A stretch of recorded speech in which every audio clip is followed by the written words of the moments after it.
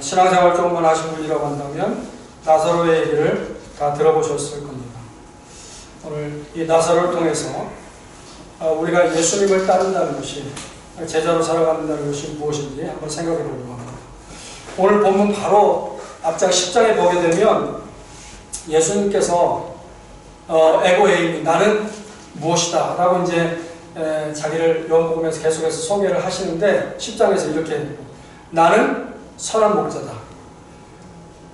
내가 내 양을 알고 양도 나를 아는 것이, 그러면서 예수님께서, 그래서 내 양은 내 음성을 들으며 27절에서 나는 저희를 알며 저희는 나를 따른다.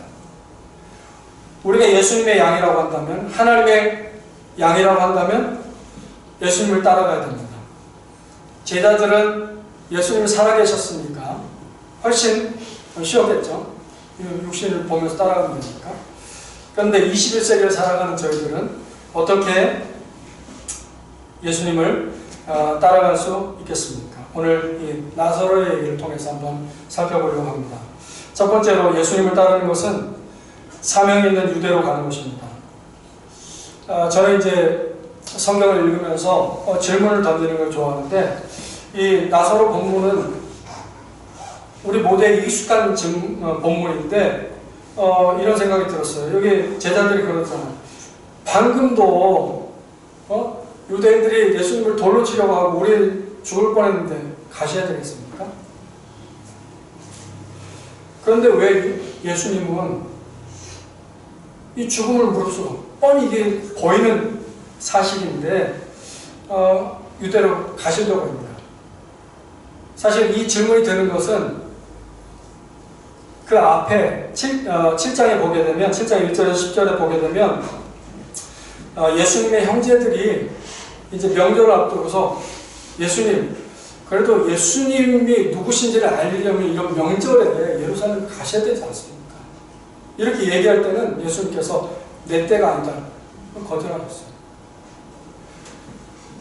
주변의 사람들이 예수님에게 가야 할 곳을 말씀하실 때는 거절하시던 분이 또 제자들이 극구 말리는데 뻔히 위협이, 생명의 위협이 느껴진 상황에서 가시려고 한다는 거죠. 그 이유는 뭘까요? 그 이유는 한 가지죠. 사랑하는 자 나사로가 죽었기 때문에. 마리아와 마르다가 예수님께 병들어서, 나사로가 병들어서 죽어간다는 사실을 알릴 때 나사로가 죽어갑니다, 우리의 오라비가 죽어갑니다, 이렇게만 얘기하지 않고 사랑하시는 자가 병들었습니다 이렇게 얘기합니다. 예수님은 이 나사로를 사랑하셨어요. 그래서 이 뒤에 보면 예수님께서 이 나사로를 가리킬 때 친구라고 하시잖아요. 친구. 우리 친구 나사로가 죽었기 때문에 살리러 가야 된다. 잠들었기 때문에. 예수님을 따른다는 것은 사명이 있는 곳으로 가는 것입니다. 상황을 보게 되면 가지 말아야 될 상황이에요. 제자들도 말립니다. 상식이 있으면 가지 않아야 될 것 같아요. 그런데 사랑 때문에 가는 것입니다. 제가 이제 유학을 마치고 들어와서 처음에 정착할 때 참으로 힘들었습니다. 다른 사람들이 볼 때는 유학 마치고 들어왔으니까 얼마나 좋을까.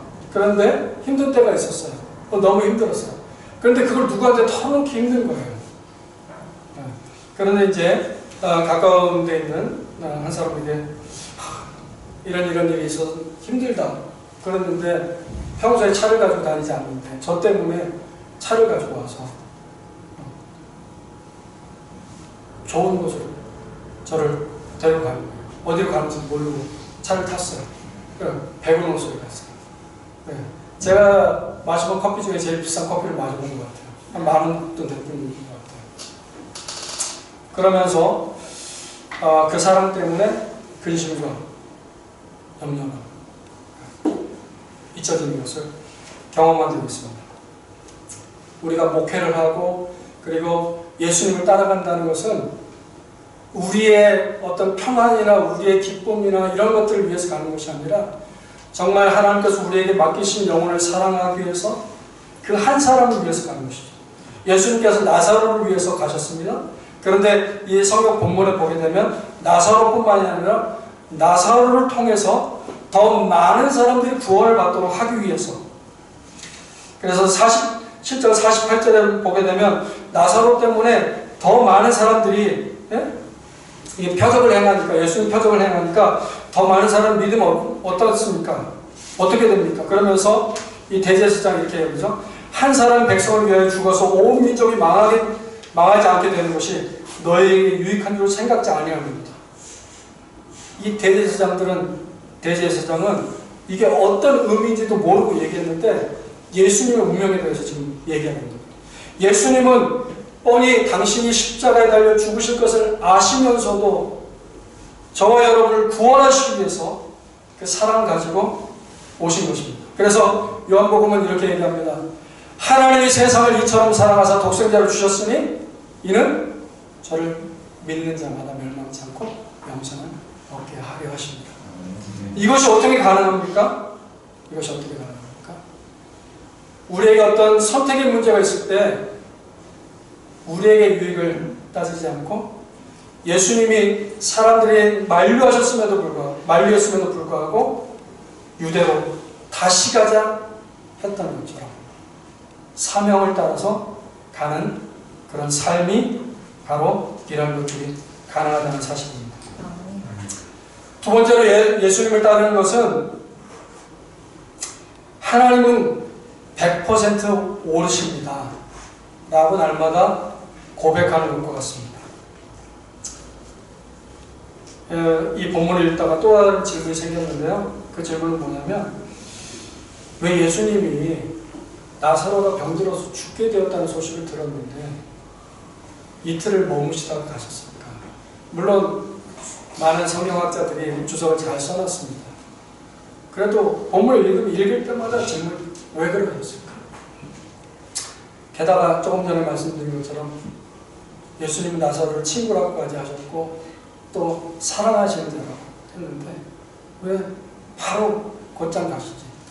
아니면 만약에 예수님이 어떤 급한 일이 있으셨으면 급한 일에 대해서 적어놨을 텐데 그 내용이 없거든요. 의도적으로 그냥 이틀을 유하신 것처럼 보이거든요. 그런데 만약에 급한 일이 있었다고 치자고요. 그러면 백부장의 딸을 고쳐주신 것처럼 하인이었을 때 고침 받았다고 말씀하시면 예수님이 고치실 수 있었어요. 나사로를 살려주실 수 있었어요. 그런데 이틀을 더 유하셨습니다. 이게 저는 이해가 안 돼요. 그런데 이 마리아와 마르다도 이게 이해가 안 됩니다. 그래서 21절에 마르다가 이렇게 얘기하죠. 주께서 여기 계셨다면 내 오라비가 죽지 아니하였겠나이다. 32절에도 마리아가 똑같이 얘기합니다.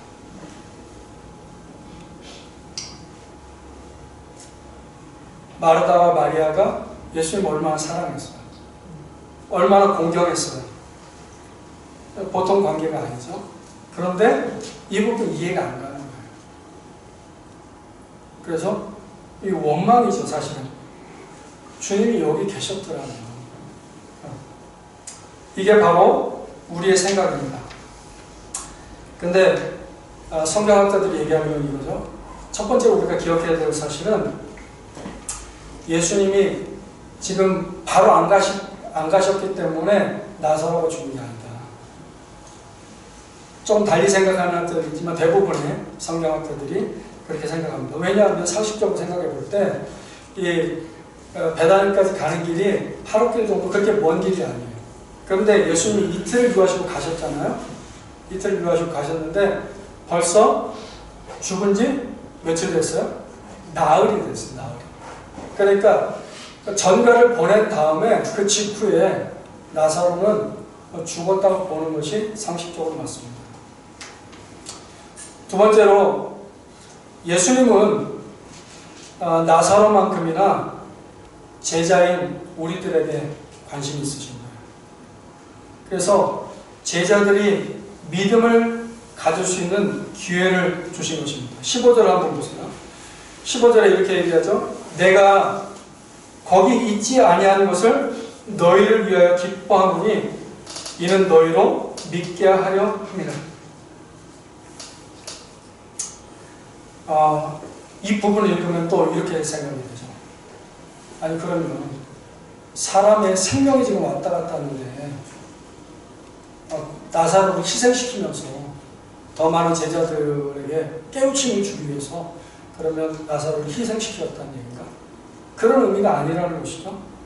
어쨌든 성경을 읽다 보면 우리가 여기에서와 마찬가지로 우리가 부닥치게 되는 것은 뭐냐면 끊임없는 질문들, 이해되지 않는 내용들이 많이 있다는 거예요.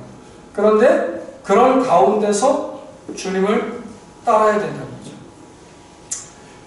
제자들이 얘기하는 거 보세요. 우리도 죽으러 가자.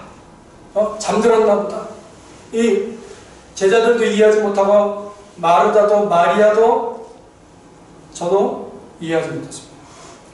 우리가 성경을 100% 이해하지 못합니다. 그래도 우리는 예수님이 100% 오르신 분인 줄 믿고 따라야 됩니다. 어떤 수학자가 이런 얘기를 했어요. 어떤 수학자가 이런 얘기를 하더라고요. 하나님을 이해하지 못하는 것이 당연합니다. 그러면서 하나님은 우리보다 크신 분인데 온 우주 만물을 창조하신 분인데 피조물을 우리가 어떻게 이해하겠습니까? 수학적으로 얘기하면 여러분들 약수 아시죠? 큰 수가 있으면 큰 수에 약수가 있어요. 큰 수는 약수를 포함할 수 있지만 작은 수는 큰 수를 포함할 수 없습니다. 다시 얘기한다면 큰 존재는 작은 존재를 이해할 수 있지만 작은 존재는 큰 존재를 이해할 수 없습니다. 제가 이제 부모가 돼서 아이를 낳고 보니까 부모님의 마음을 조금씩 이해하는 것 같아요. 그래서 제가 그 아들이라는 거울이라는 제목으로 시를 쓰고 있는 게 있어요. 완성은 아닙니다. 그냥 워낙 이 생각이 오랫동안 지워지지 않아서 한번 들어보시기 바랍니다. 거실에 잠든 아들을 안아들고 방으로 향하는데 아버지의 모습이 보인다. 먼 여행길에서 돌아와 곤히 잠든 아들을 차마 깨울 수 없어 이제는 부쩍 커버린 아들을 들쳐온다. 아들의 무게만큼이나 선명하게 어릴 적 나를 업어 나르시던 아버지의 모습이 보인다. 열이 많은 아들은 잠버릇이 고약하다. 함께 자는 날은 몇 번을 깨는지 모른다. 덮어주면 차내버리고 덮어주면 차내버리고 온 세상이 곤히 잠든 밤 아들에게 이불을 덮어주면서 아버지의 모습이 보인다. 제가 이제 부모가 되어보니까 이제 조금 아버지를 이해하는 거죠. 그런데 피조물인 우리가 하나님을 이해하지 못한다고 해서 하나님, 그건 잘못된 겁니다. 그렇게 하시면 안 됩니다. 이렇게 하고 싶거든요, 우리가. 도저히 이해가 안 됩니다. 이해가 안 되는데 어떻게 제가 따를 수 있겠습니까? 우리가 사명을 받았어요. 그래서 저와 여러분이 다 사명을 따라서 가야 되는데 때로는 이해가 안 됩니다. 마리아와 마르다처럼 이해가 안 됩니다. 그럴 때 우리가 어떻게 따를 수 있겠습니까? 믿음으로 고백합니다. 하나님, 예수님, 주님은 100% 오십니다. 그런 고백이 저 여러분의 있기를 소원합니다. 예수님을 따른다는 것은 마지막으로 잘 죽는 겁니다. 이런 생각이 들었어요. 나사로는 예수님께 과연 무엇을 했기에 이런 사랑을 받는가? 특별한 사랑을 받고 있잖아요. 네.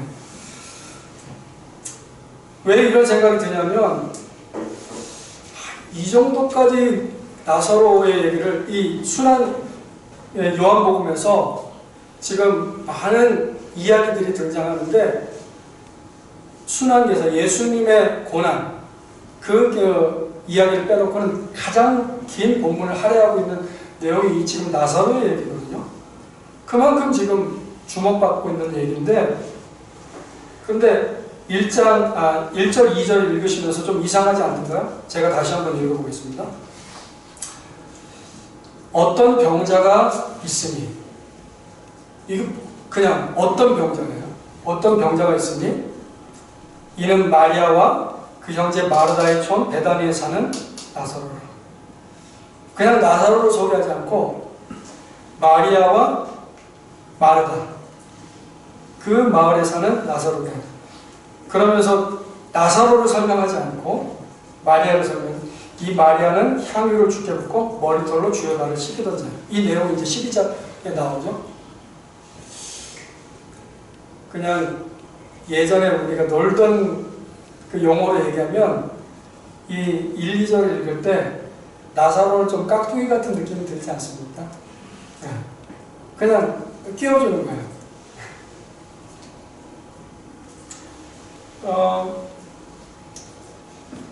성경에서는 그 마리아와 마르다가 사랑하시는 자로 그렇게 했는데 그러면 우리가 생각할 때는 예수님이 나사로를 사랑하시는 거야.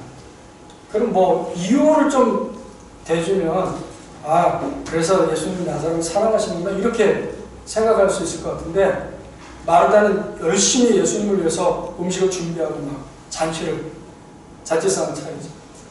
마리아는 300데나리온에 되는 그 비싼 향유를 붓고 머리털로 막 발을 닦고 엄청난 일을 하죠. 그런데 나사로는 여기에 나오는 본문이 예수님의 발 앞에 앉아서 그냥 듣고 있는 것밖에 안 나와요. 다시 살아난 다음에 오른 다음에 아무리 봐도 어떤 이유 때문에 예수님께서 나사로를 사랑한다고 본문이 기록하고 있지 않다. 그런데 우리는 제자로 살겠다고 하면서 뭔가 하나 좀 이루었으면 좋겠다는 거죠. 우리는 기브앤테이크에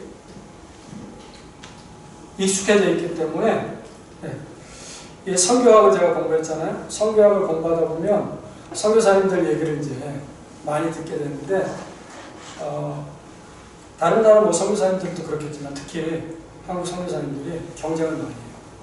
왜냐하면 생각해보면 그렇습니다. 우리가 자라면서부터 태생적으로 경쟁하도록 그렇게 훈련받았어요. 몇 등이니, 그렇죠? 2등만 돼도 자살하죠. 우리 어렸을 때 생각나는데 어렸을 때 못 살았잖아요. 그러니까 지금은 가면 뭐 에어컨 있고 너무 휘황찬란하게 잘 돼 있지만 학교에 초등학교 다닐 때, 중학교 다닐 때 그 환경미화 하잖아요.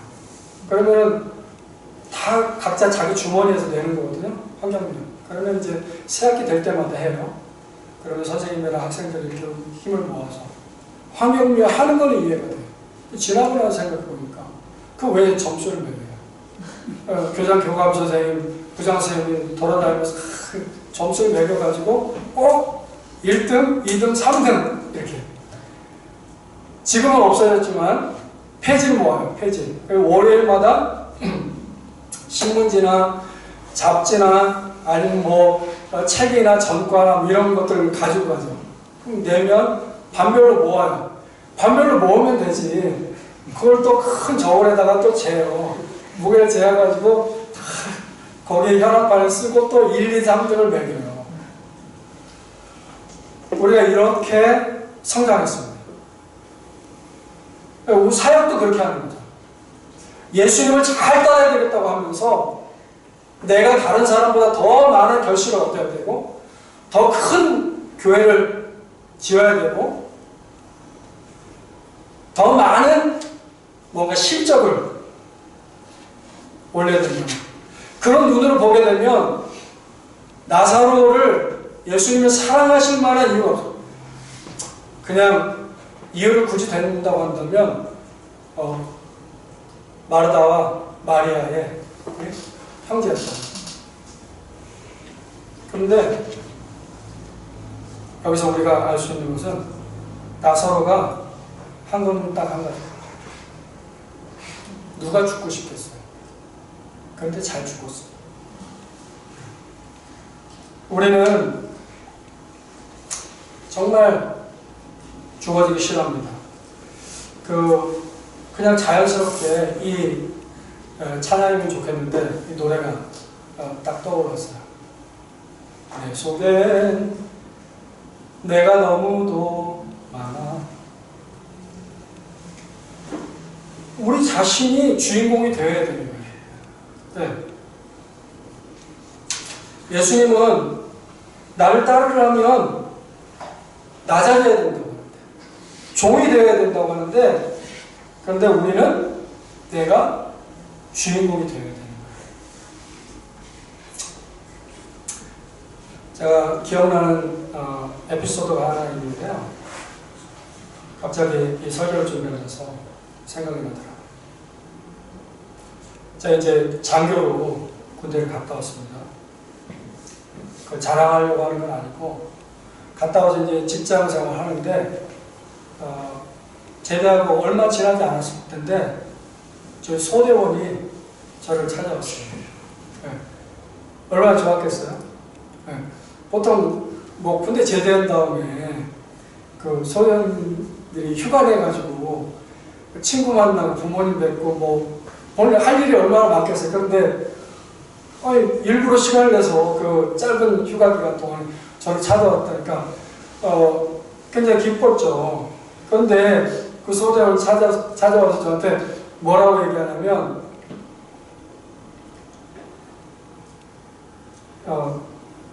자기하고 친구 하자는 거예요. 친구. 제가 왜 이제 그런 얘기가 나왔냐면, 그 친구는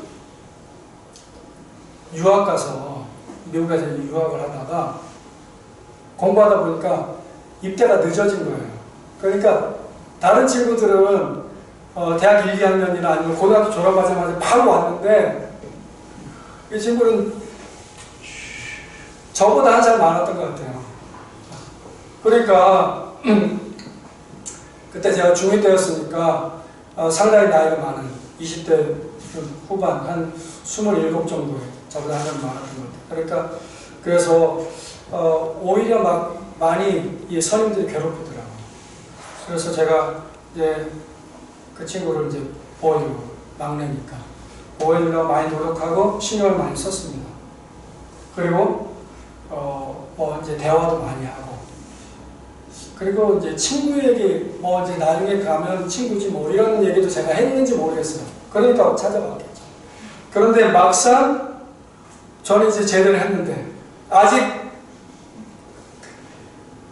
1병인가 3병인가 됐는데 저한테 와서 친구하자고 그러니까 제가 좀 당황스러운 거예요. 네, 당황스러워. 그래서 제가 지금은 좀 힘들다. 제대로 하고 와라. 제대로 하고 와라. 이랬어요. 그 친구가 다시 오지 않았죠.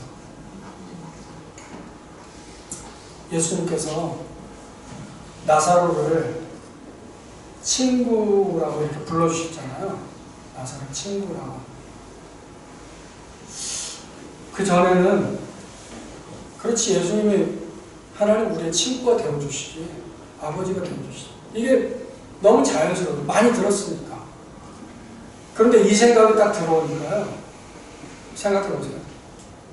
나보다 나이도 한 살 많아. 동갑이건 한 살 더 많아. 나와서 보면 나랑 전혀 다를 게 없어요. 그런데 잠깐 제가 군대에 있는 동안에 제가 소대장이었다는 사실 때문에 그 친구를 받아들이는 게 힘들었어요.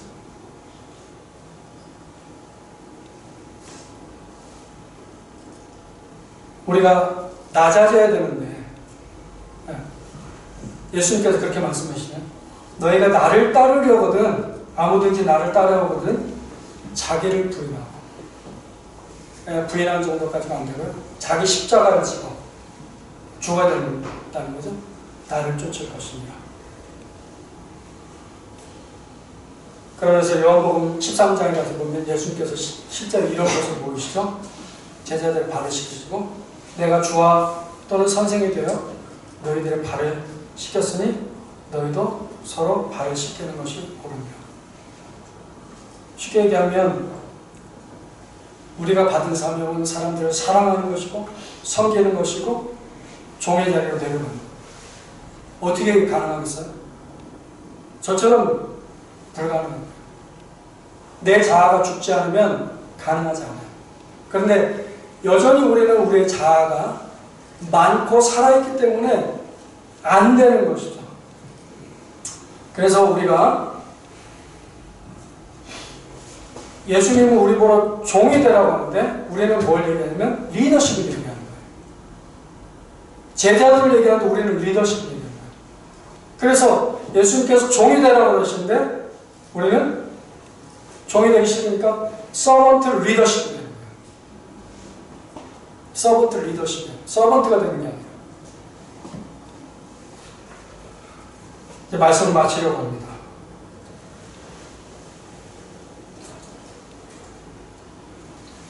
유대로 다시 가는데 이해되지 않는 상황에서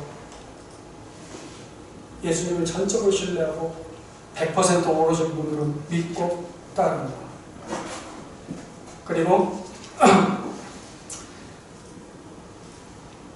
예수님을 따르기 위해서 우리의 자아를 죽이고 내려놓고 철저하게 낮아져서 주님을 따릅니다. 그러한 삶이 바로 나사로가 경험했던 그리고 예수님이 보여주셨던 우리가 가야 할 그런 제자도의 길인 줄로 믿습니다. 저와 여러분이 주님 부르심 앞에 그냥 한순간이 아니라 날마다 순종하셔서 승리하는 그런 칭찬받는 저와 여러분 되시길 예수님 여러분 축원합니다.